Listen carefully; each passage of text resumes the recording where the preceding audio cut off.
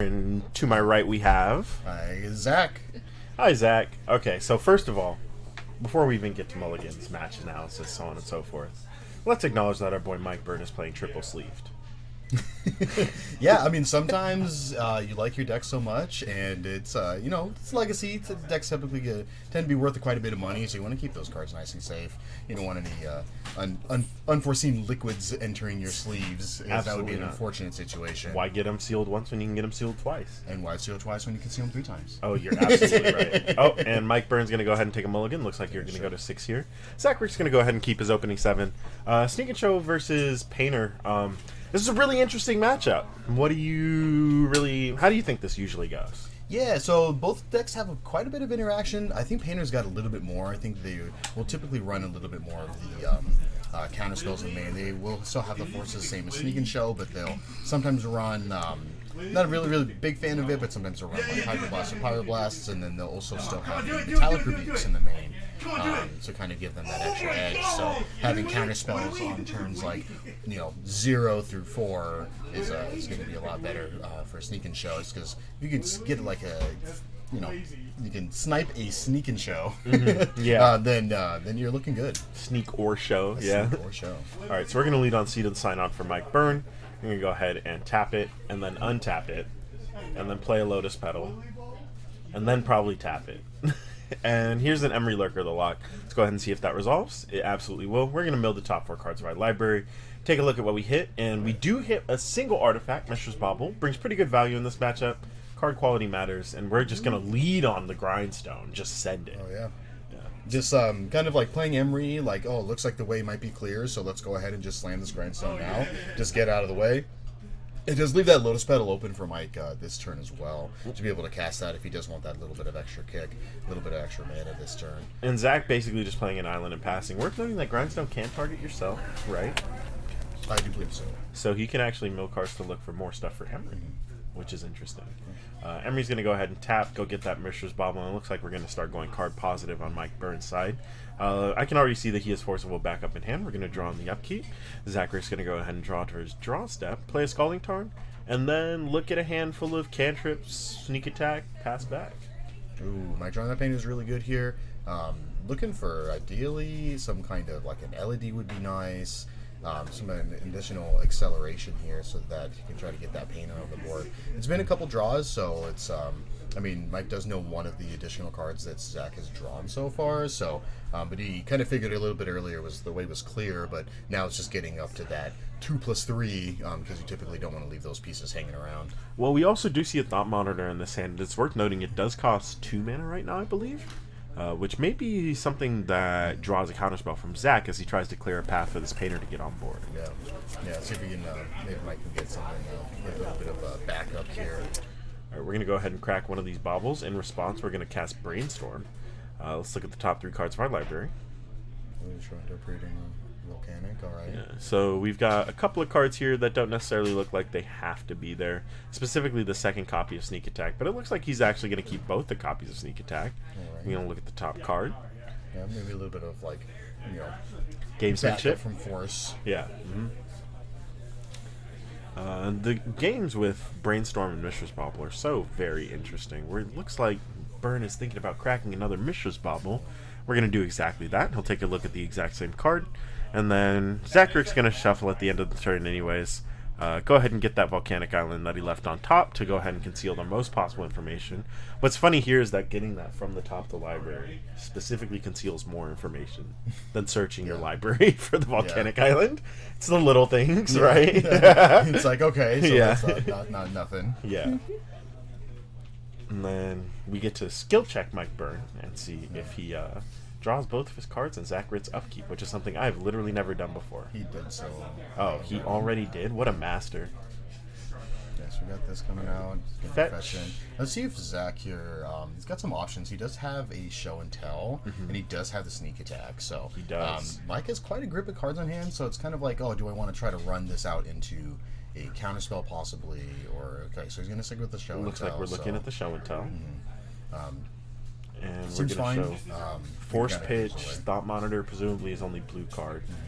Without that Painter Servant on the battlefield, things are not necessarily the most blue in Mike Byrne's deck. And it looks like Zach Rick is trying to figure out if he's going to, or Rick and Ma is going to try and figure out if he's cracking this Lotus Petal.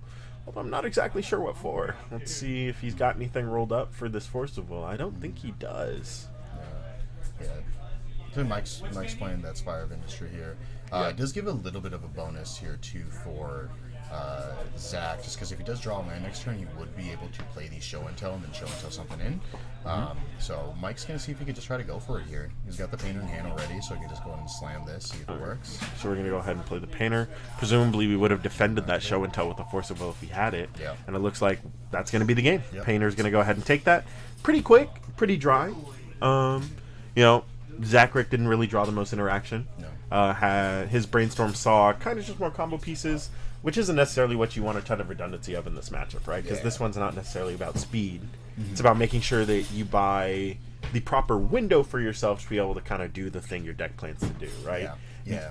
Sometimes it can be a little bit good just because, so we've got Mike's deck list up here, so the problem with a lot of these decks too is Emery is very good. Provides a lot of resiliency. I mean, you saw Mike last game. Drew 3 cards. 3 extra cards with Mishra's Wobble. It ramped him with Lotus Petal. It gets back anything you may need. Like, you just, whatever you're feeling, Saga will be able to get some of the more value stuff. It looks like you got a Retrofit or Foundry in there, so he can kind of play a little bit of the long game here and then get that Spell Bomb if he wants to try to bounce something too. And maybe most importantly, the difference that I know between the Sneak and Show deck and like this kind of Painter's Blue Painter combo deck is that the Blue Painter combo actually has a backup plan. Where it can kind of just play Urza's Saga, Thought Monitors, and just create a bunch of crap that Lightning Bolt can't deal with. Got interesting sideboard options here from Mike as well. Thinking Brazen Bars maybe if you want to try to deal with any sort of targets trying to put in. Blue Elemental Blast, obviously a must-have. You kind of want to deal with their Pyroblast that they're most likely putting in for your mono blue deck, essentially.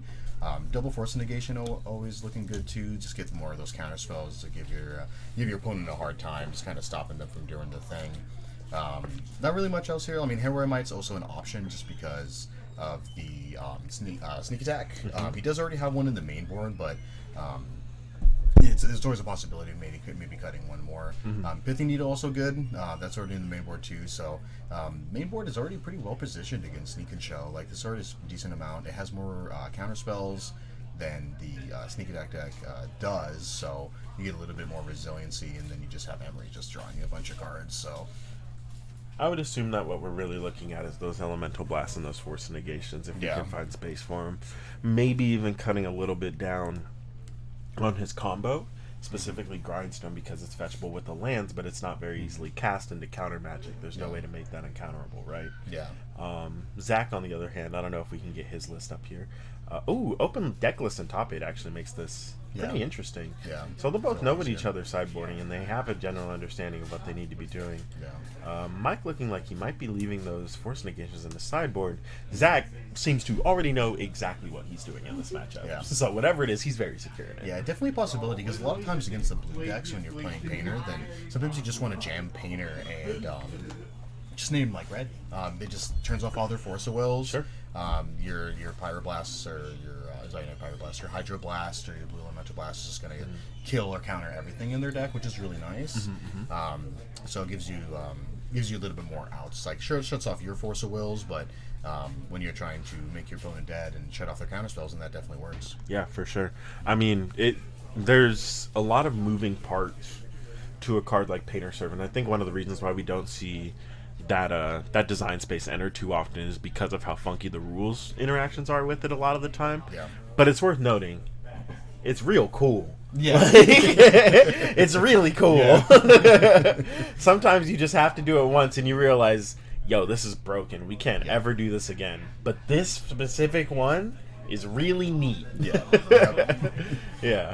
interaction with that are pretty good. Okay, looks like we've got deck here. Double Attracts are very interesting. We got triple of the Emrakul, double Gristlebrain here. One Guide hanging out there. That's pretty good. It's a pretty stock standard Sneak and Show list. Looks like we got one Omniscience. Looks like he's probably going to be bringing in Brotherhood's Ends, probably the Pyroblast and Elemental Blast. Might even bring in some Omniscience over one of the other threats, just so that you can get a little bit of additional value. Blood Moon's also a good option. most of their lands are going to be non-basics. So just kind of shutting your opponent off of blue mana sometimes is good. Also, just killing Urza Saga is also definitely solid. Anyway, we're trying to get these surgical extractions here to potentially take our opponent off combo altogether. That is definitely an option. Sometimes you just play an Emery on turn 1, like we saw Mike just do on game 1. They just mill a Grindstone, and then you just surgical their Grindstone, and you got to make your opponent get those Urza Sagas, and then just try to aggressively make Construct Tokens. Which is significantly harder against a deck like Sneak and Show, where even though the Plan A in Sneak and Show may not be great against Painter's Plan A in Sneak and Show is definitely way faster than Plan B in the Painter deck, right? Yeah. Yeah.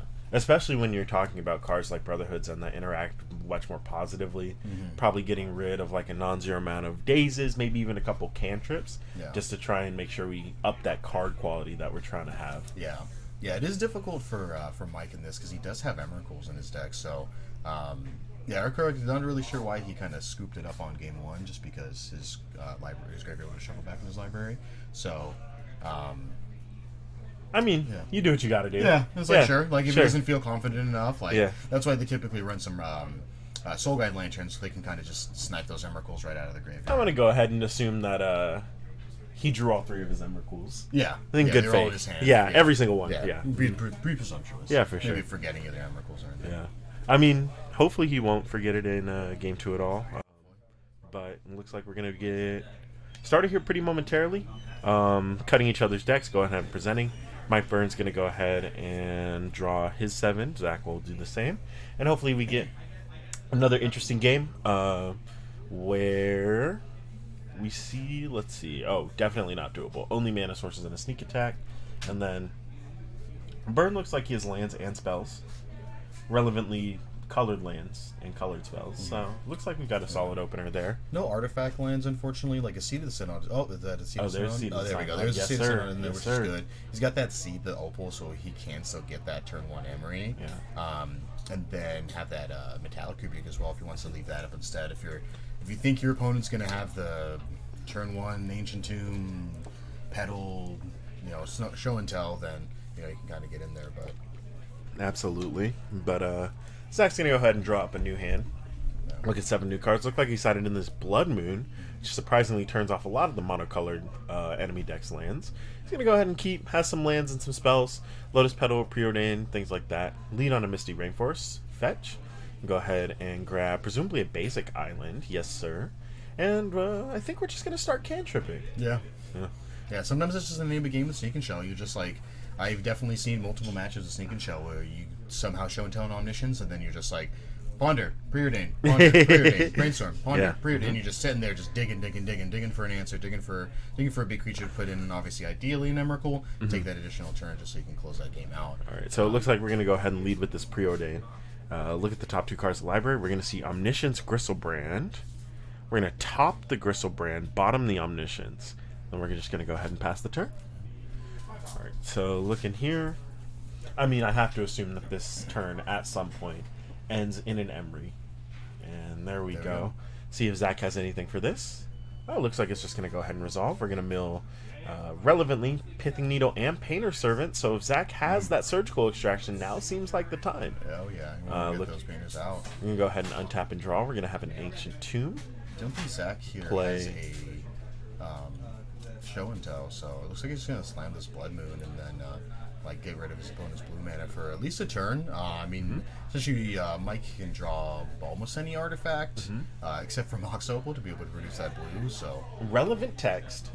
The Seed of the Synod is still an artifact. Yes. Even though it is a basic. Yes. Or even though it's a mountain. Yeah. So this Emery, I mean, we know he has basic on hand, but this Emery can cast a Pithing Needle, which can name whatever it likes, and then this Mox Opal is still online. So this doesn't actually taking off a colored mana, even though it does constrict his mana a little bit. Definitely makes this Urza Saga significantly less playable. Yes. Yeah. Looks like we're gonna activate Emery, targeting Pithing Needle. We're gonna do exactly that. We're gonna cast Pithing Needle.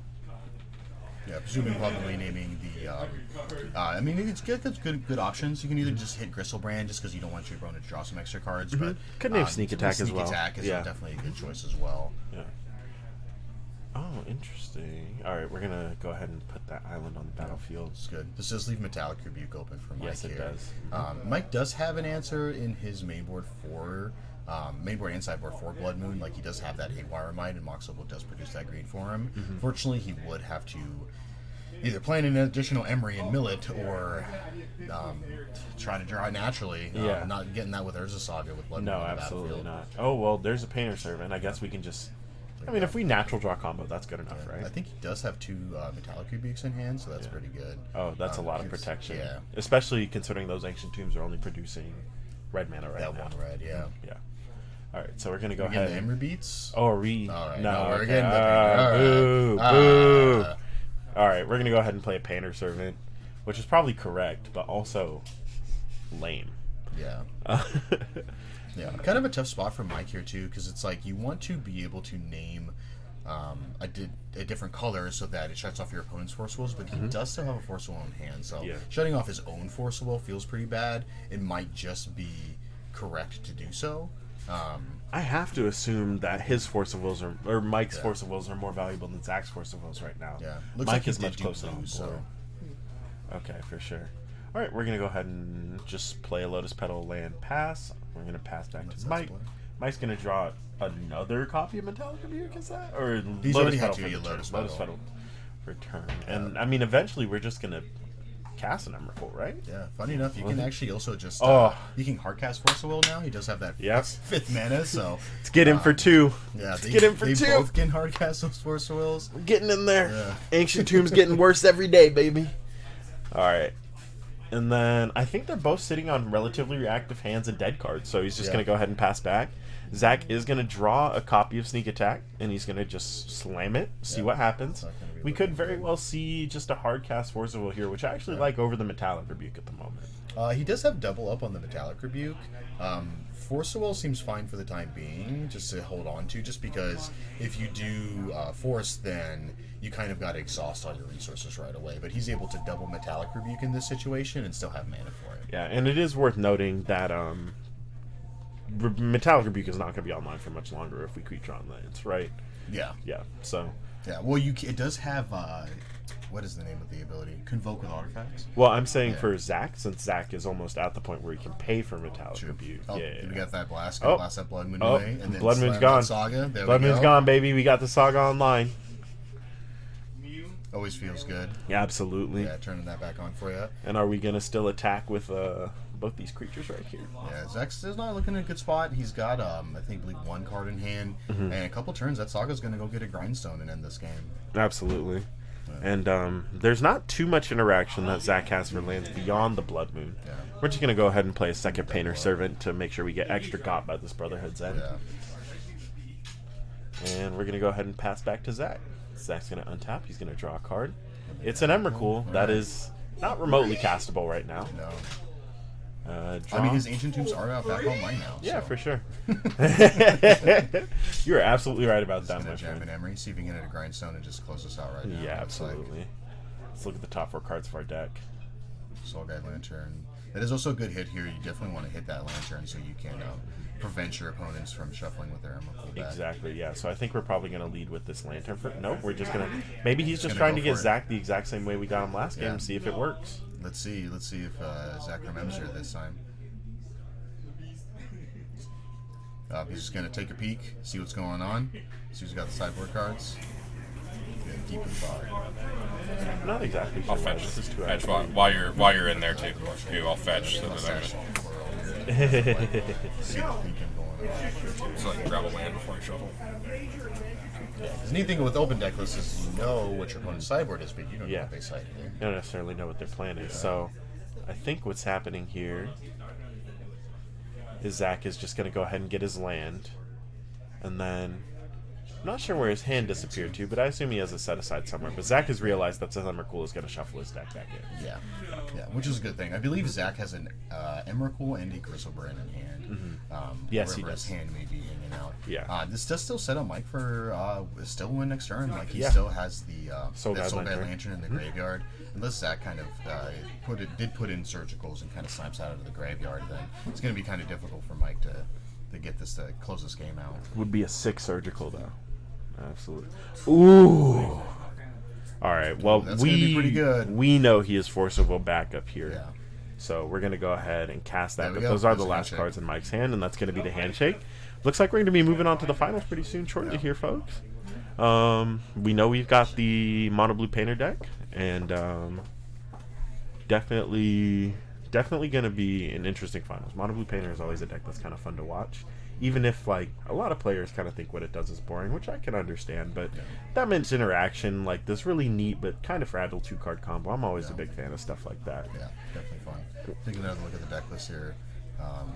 Yeah, it's pretty typical painter list here. So a lot of decks kind of switched over from the mono red to the mono blue just because playing the 8 cast list with 4 thought monitors and 4 thought casts is definitely good. Getting that extra value for 1 or 2 mana, just drawing extra cards, having extra artifacts is always super solid. Instead of threats, you're just playing the combo pieces, right? So we're basically just doing the mono, the 8 cast thing, but with a little bit more security on the back end. Yeah.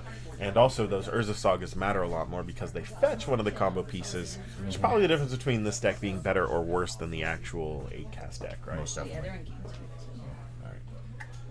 games. Alright. So, I know the other match is going to move to Game 2, and I believe the other match is... They're in game 2. Yeah. But the other match is... We have... Goblins and Food Chain. Goblins and Food Chain? Is definitely Chain interesting. up a Sounds... game right now. Yes. Food Chain's up again. Okay, for Yeah, sure. So definitely fun. So that'll be definitely a sweet game to watch either way. Yeah, absolutely. Versus either of those decks sounds like a great time. And it's worth noting that the Food Chain and the Goblins deck both played limited interaction, but both of their interaction does work against this deck. Yes. Yeah. So they both have a lot of game against each other. Interestingly, no Delver decks, no Initiative decks, no... what's the other deck? There's Cape one Bears. initiative. Yeah, but I'm saying like we're not seeing any of those decks in the finals. I think Legacy's in like a pretty healthy spot. Yeah. Well, there You was kinda one just do Deathly what you want. Taxes, one initiative deck. But Yeah, I yeah. mean, it's a pretty good variety of Yeah, no, decks I going think on we had here. 8 different decks in the top 8. Like, Yeah, that's nuts. which is solid. Mm-hmm. Yeah, I mean, there's definitely been a like decrease in the amount of Delver decks just after the expressive iteration ban. Definitely took a big hit. Like we were talking about a little bit earlier here on stream, just losing that sorcery for Darcy in addition to not drawing the best 2 cards Two out of your top cards, 3 yeah. for 2 mana is Yeah. definitely a hindrance. But still puts up a little bit results here, but Painter is definitely kind of taking the forefront here as the boogeyman of the Legacy right now, at least locally here. So we'll see if it continues to do so. See if it takes down this tournament here. Yeah, for sure. It's so interesting seeing a deck where like the curve is so all over the place, right? Where you've got like 12 zeros first and foremost, Yes. 14 ones, 7 twos, and then 16 threes. Yeah. 4 7 plus, even though those 7 pluses only cost 1 mana. Yeah. Let's see. Force of Will. I don't really have too much more to say about this deck, honestly. Right on, yeah. Yeah, it's Yeah. pretty solid like Painter list. So How have you enjoyed the tournament so far? Well, from the casting, like being in the booth and all that. it's good. Seen anything fun? I know we saw Rakdos Scam earlier, right? The old Yeah, Legacy interesting. All-Star, right? Legacy Rakdos All-Star Scam. Rakdos Scam. Super sick deck. We've seen this Painter deck a couple times. This is one of few decks that there's multiple copies of in the room. We knew there was going to be a Yeah, for sure. But, Yeah. couple of D&T players. There's, man, that Food Chain deck. I really want to see that deck. I Oh hope. yeah. Yeah. He's, I mean, he's trying his best to yeah, get yeah. Well, he wasn't actually going to play today, and I convinced him last night to play. Oh, really? Yeah. Word. He was So, like, I he, don't know, man. so he owes you top 8 money? Yeah, he owes me top 8. Yeah, he owes me top 8 split. So essentially, I made top. Yeah, Oh. you actually Yeah. top The 8. collective Yeah. top 8. Yeah. I got We've to do all- this, and We all essentially- made Yeah. top 8. Yes. I made top 8. We Me. made top Made 8. top Like- All right. Also, props to him for playing Food Chain of all Oh things. yeah, you no, know? this Yeah. game's a great Sick. deck. It's Yeah. sometimes you just can't, you just don't anticipate it. Mm-hmm. Like a lot of decks just don't have a sideboard for Also, it. it's like, doesn't, I mean, Food Chain can gain life, and right now Goblins can't. Yeah, You know, yeah, there they